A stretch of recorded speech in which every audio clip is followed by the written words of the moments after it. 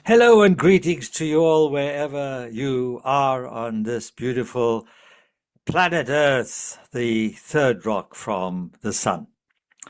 My name is Anthony Altman and my website is self-mastery.net. The title of this video is Born in Perfection. So what is the meaning of perfection? First of all, let me just explain. I am 80 years of age. I've lived quite an eventful life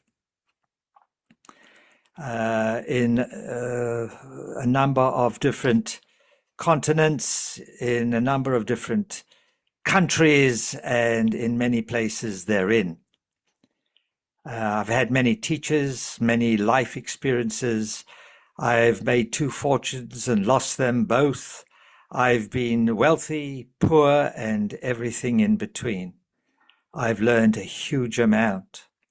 And I am very grateful for the experiences because I am experiencing the results of all this learning, all this growing, developing my human galactic potential, developing more self-mastery, and now I wish to share what I know and what I'm knowing and what is occurring to me virtually on a daily basis now. This is quite wonderful. So what is the meaning of perfection?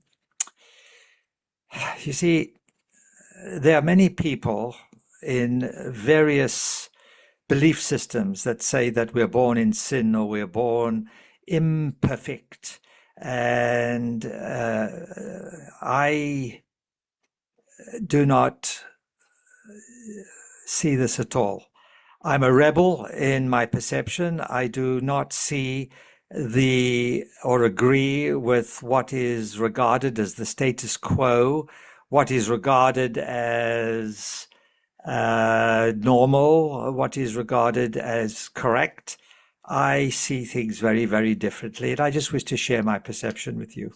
So the meaning of perfection is that, in my estimation, my knowing, is that we are born into this life, into those conditions and circumstances that can accelerate our evolutionary process. It may seem that we are retarded.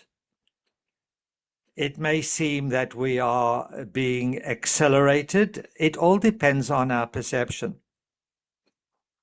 Our evolutionary process is that means by which we can return to our original state.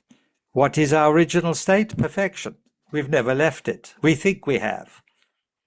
See, this physical world of ours, this physical universe, is not even real. The scientists are now discovering this, and this is a completely different discussion. And I'm going to try and keep this video as short as I possibly can. Our physical universe is the playground on this earth, this school, planet Earth universal school, is a playground of our life experiences, life lessons, which we have all chosen and we have all individually created or co-created by each and every one of us. Now, this may be hard for a lot of people to understand, but if you are aware of reincarnation, if you have any kind of spiritual metaphysical understanding, you know that we choose to reincarnate here, and we choose everything. We choose our family, we choose our the kind of destiny or the potential of that destiny, during which, of course, we can change change our thoughts, change our choices, change our intentions, because as we are becoming more perceptively aware of our perfection, things can change. Nothing is written in stone, absolutely nothing. Our reality is governed by perception.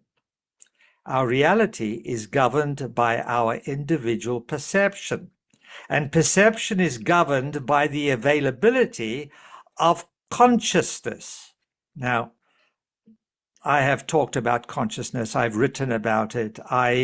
It's challenging to describe the indescribable. But if you have any idea, any concept of what you think consciousness is, you know that everything is frequency, everything is energy, everything is consciousness. It's always there. It is because that's what it is. It doesn't change. We don't develop it. We just become more aware of it. And that is perception. Consciousness availability is dependent upon the clarity of the physical filters, our individual physical filters by which we perceive. Now, it may not be physical. It could be subconscious, which is metaphysical. It could be feeling. It could be emotional. It could be psychological. And it could also be very much in the physical body. All sorts of filters. We eat food that is poisoned, or air that is poisoned, or water that is poisoned. We create these internal physical filters that actually prevent us from becoming consciously aware and perceiving that which is already perfect, the consciousness that is already, that we are part of, that is already existing in its perfection. And of course, the next point, this is good. Consciousness availability and perception also depend upon how we have been conditioned, programmed, which includes all learned limiting beliefs, all beliefs. They're all learned. Patterns of behavior, all learned. And whatever programming we have been subjected to. Our character, our personality, our ego, the way we reflect this in this particular physical life of ours, it's all learned, all learned. And we pick up all this from the moment we are born and the moment we're conditioned. School is a great conditioner and programmer.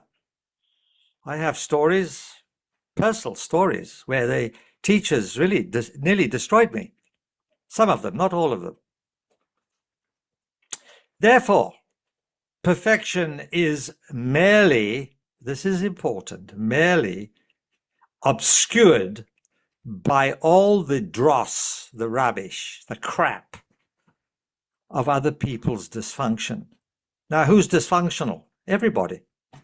I was one of the most dysfunctional people that I knew. And I chose, because somehow inherently within me, I felt that this was not really me. And I chose a path, I chose a course that I charted for my life to learn, to grow, and to change the conditioning, to improve myself. It was a path of self-improvement, developing my human galactic potential, spiritual potential, self-mastery, hence the logo behind me, self-mastery. Most of us do not demonstrate self-mastery. We demonstrate what we have been conditioned to reflect by other people and their dysfunction.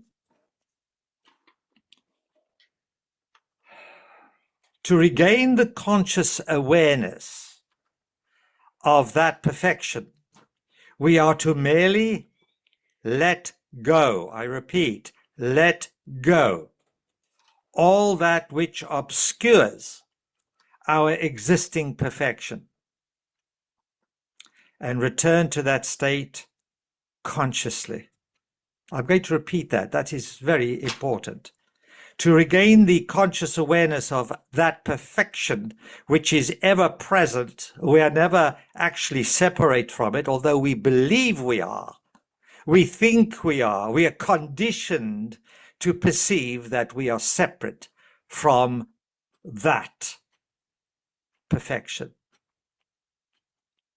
And for us to be able to return to that state consciously, we are to let go all the impediments, all that we've learned that has prevented us from perceiving that perfection we are.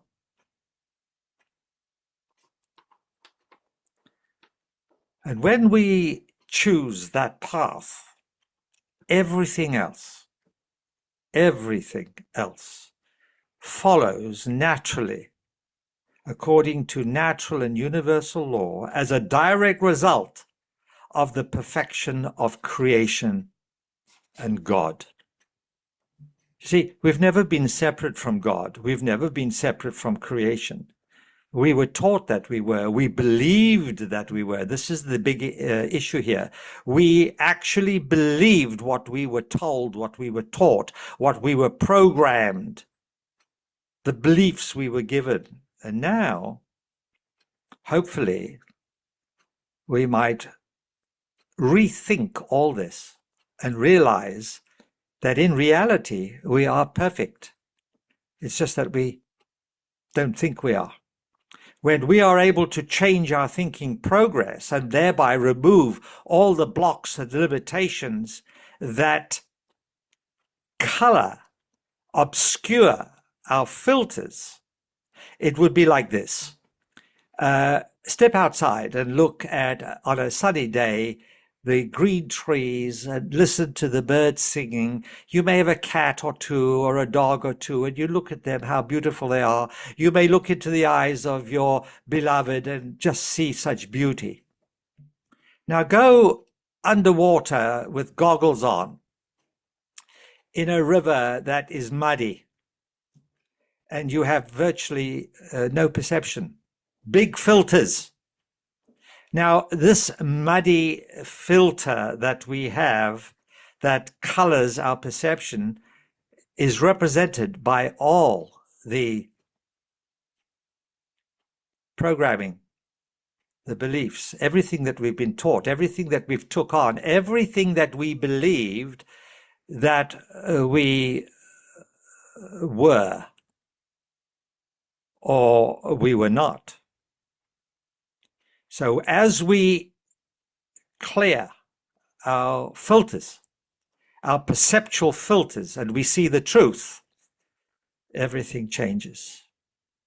If you think that this is something you wish to discuss, send me a message on my website, self-mastery.net, contact page.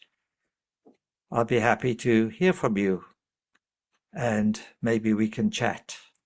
Maybe you've got something to offer. In the meantime, have a happy day knowing that you are so much more perfect than you have ever believed.